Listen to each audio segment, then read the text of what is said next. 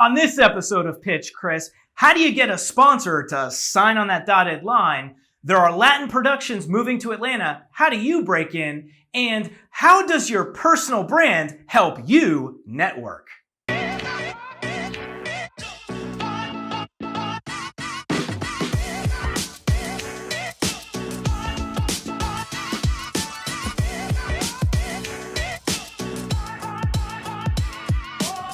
Hi, and welcome to episode 25 of Pitch Chris, New Milestone, where you guys ask me questions about the entertainment business and I answer them for you. To ask me a question, find me on social media at Chris DeBlasio, hashtag Pitch Chris, and I'll be happy to answer all the questions you guys have. Let's get started. Hi Chris, my name is Nilsa Castro and I'm an actor here in Atlanta, Georgia. And I would like to ask you a question. What is the possibilities to get more roles and the Latin productions if they are coming to Georgia? Hey Neil, so my first advice to you is the Atlanta film business is small, but the Latin Atlanta film business is even smaller. So my advice to you is to network. You want to meet as many people in this business as possible because when those specific Latin companies or productions come into town, you want to know about them. Another thing is to build your resume with credits so you can land more of those roles.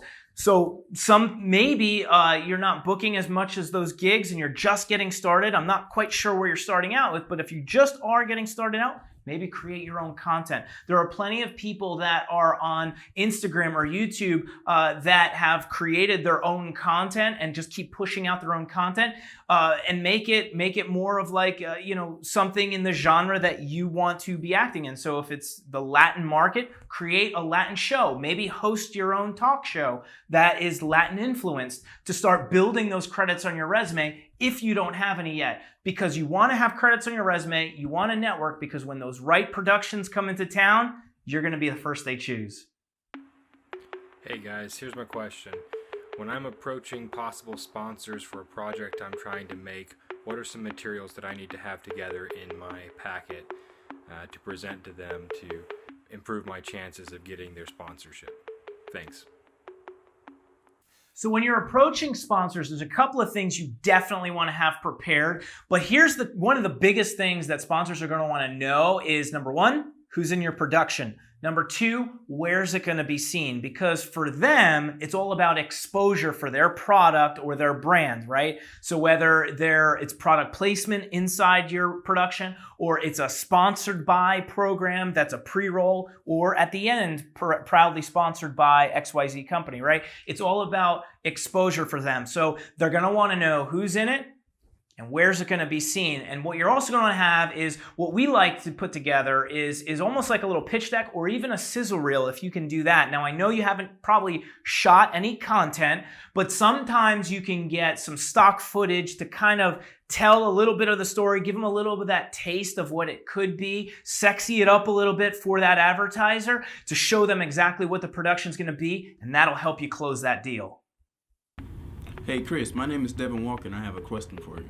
When it comes down to networking and building a brand for yourself, what kind of advice would you have for somebody who's looking to network and build a brand for themselves but doesn't know how to network?